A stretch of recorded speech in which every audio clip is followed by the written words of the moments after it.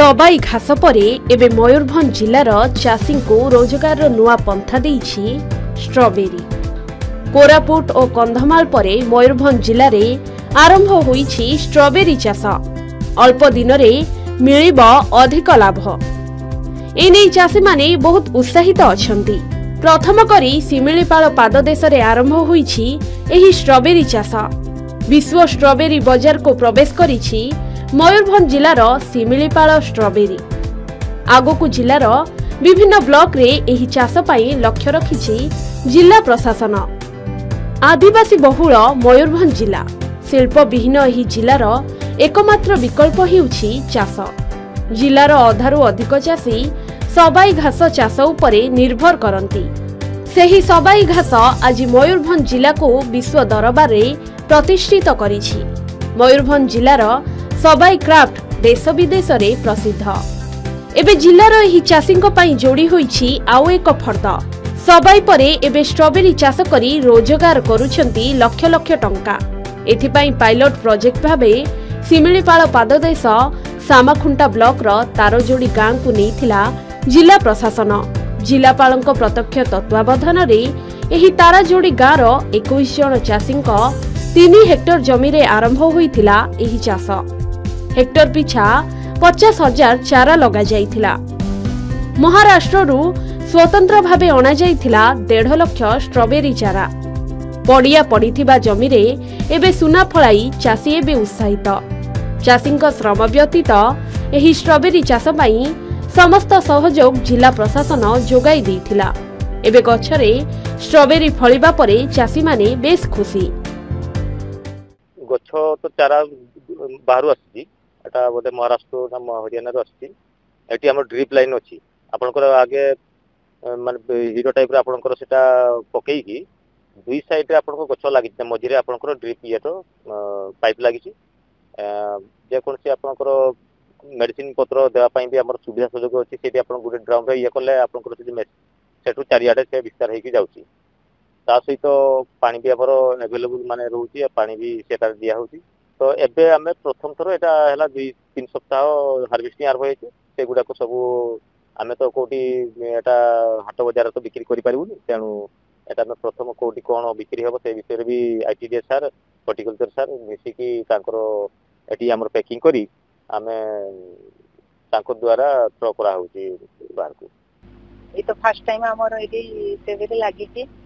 आ आमे भाबी नथिले ए जगह रे माने एते सुंदर फसल दिए होबो बोली।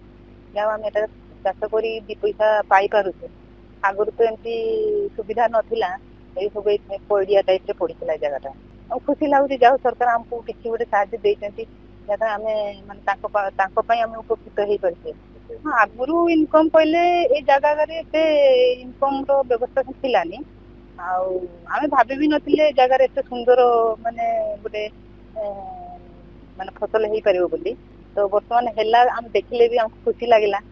ए सिमिलीपाल जगह जाऊ हम मयूरभंज एरिया आदिवासी एरिया रे एते सुंदर फसल आई देछि सरकार के तो बहुत खुशी लागला। एटा सर प्रथम रो ई जगह हम सब पड़िया छिला। नोटा बण भर्ती हे छिला। तापर आईटीडी सर आसिक्री आ हॉर्टिकल्चर सर आसिक्री के बुझेले हमको। बुझेला पर समय कहसन ई जगह रे हमें पानी रो सोर्स जेहेतु अछि जंगल कोरटा तो एठी ठंडा भी टिके बेसी दिन रहिबो। तो इथे हमें स्ट्रॉबेरी चाष करला। तो हमें तो सर सेते किछि जानि नथिलु स्ट्रॉबेरी किछ। तो से माने कहले हमको तुमे सहयोग करो हमें सब करतो। कर देला परे प्रथम तो नोटा सफा हे गलानी। तापर हळ करा हला। हळ करा हवा परे बेड तैयार होला। तापर पाइप पकई देनी। तापर गछ लगानी। लगेबारो आज को 60 दिन खले हबो। तापर फळ फळलानी हमें आरो को आशा करू जे आउरी हमें आसंता वर्ष नेक्स्ट तो प्रत्येक वर्ष तो गवर्नमेंट दबो न दबो सेटा गारंटी नहीं। तो हमें निजे चारा बनै करी आसंता वर्ष हमें चाष करबा बोली आशा। डिपार्टमेंट को हमें अशेष धन्यवाद देउ। तो से माने कहउचते एकर प्रति मिनिमम हमें 1.5 ରୁ 2 लाख पाइ। प्राकृतिक सौंदर्य सह एबे सिमिलीपाल रे जोड़ी हेबाकू जाउछि स्ट्रॉबेरी चाष। जिलापालंक प्रचेष्टा रे एबे संभव होइछि एही स्ट्रॉबेरी चाष। उद्यान कृषि विभाग और समन्वित आदिवासी उन्नयन संस्था मिलित उद्यम रे एही पायलट प्रोजेक्ट को रूपरेख दिया जाइछि। एपरिक उत्पादित स्ट्रॉबेरी को शिमिलीपाल पर्यटक मानक उद्देश्य रे बिक्री पाई रखाजिबा सह देश विदेश रे बिक्री करिवार व्यवस्था जिला प्रशासन करिछि। आगकू जिलार उदला जसीपुर आदि स्थान रे एभली स्ट्रॉबेरी चाष करा जिबाकू जिला प्रशासन लक्ष्य रखिथिबा कहिसंती जिलापाल। स्ट्रॉबेरी चाष पई जिलार विभिन्न स्थान रे जलवायु एवं परिवेश को परखा जाउछि। सेकंड टाइम में इधर में स्ट्रॉबेरी प्लांटेशन में हमारा बड़ा भैया में वो स्ट्रॉबेरी प्लांटेशन में इधर में 1 साल आता है, वो आंध्रा में 2 साल में। सबको आंध्रा में अच्छा वाला क्लाइमेट में नहीं, इधर में क्लाइमेट में अच्छा वाला आता है।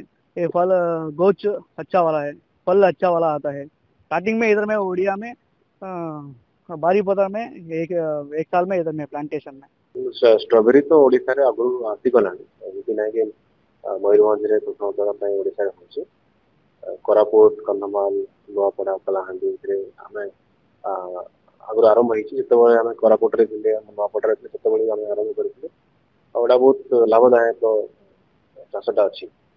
किंतु हमर मेन मोटिव होईची जे शिमिलीपाल जेतो हमर अछि गोटे बहुत फेमस टूरिज्म बायोस्फीयर अछि। ସେଥିରେ ବହୁତ ଲୋକମାନେ ଆସନ୍ତି। ଆମର ଗୋଟେ ଇଏ ଥିଲା ମାର୍କେଟିଂ ରେ ବହୁତ ସମୟରେ ବହୁତ ପ୍ରୋବ୍ଲେମ, ବଟ୍ ଯେହେତୁ ଆମର ଟୁରିଜିମ୍ ସ୍ପଟ୍ ଅଛି ତ ମାର୍କେଟିଂ ରେ ଏତେ କିଛି ପ୍ରୋବ୍ଲେମ ହବନି। ଭୁବନେଶ୍ୱର ସହିତ ଆମର ଡାଇରେକ୍ଟ କନେକ୍ଟ ଅଛି, ଜମଶେଦପୁର କୋଲକାତା ସହିତ ଆମର ଡାଇରେକ୍ଟ କନେକ୍ଟିଭିଟି ଅଛି। ସେଥିପାଇଁ ଆମେ ଟ୍ରାଏ କରୁଥିଲୁ ଏମିତି ଗୋଟେ ଚାଷ କରିବା ଯାହାଦ୍ୱାରା ଚାଷୀମାନେ କମ୍ ସମୟରେ ଟିକେ ବେଶୀ ଲାଭବାନ ପାଇବେ।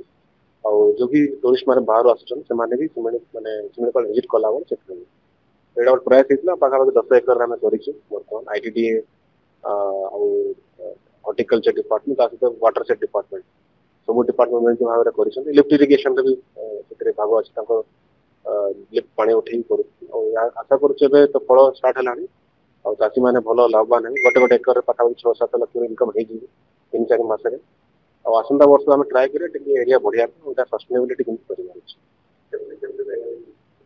आमर एटा पाखापाखि 10 एकर जगार गोटे पैच रे पाखापाखि 7.5 एकर गोटे पैच 2.5 एकर पाखापाखि 10 एकर पाखापाखि अराउंड 2 लाख पाखापाखि चारा आम लगे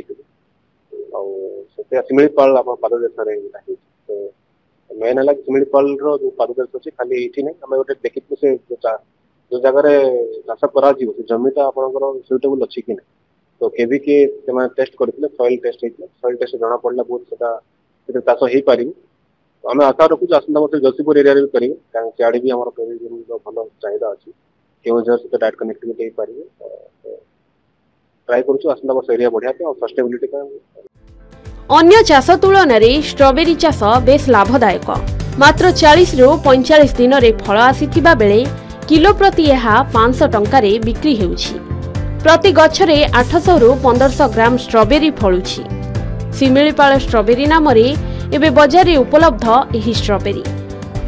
मयूरभंज जिल्लारू वीडियोग्राफर देवेंद्रनाथ दासको सह सत्यजित सोम को रिपोर्ट के न्यूज ओडिशा।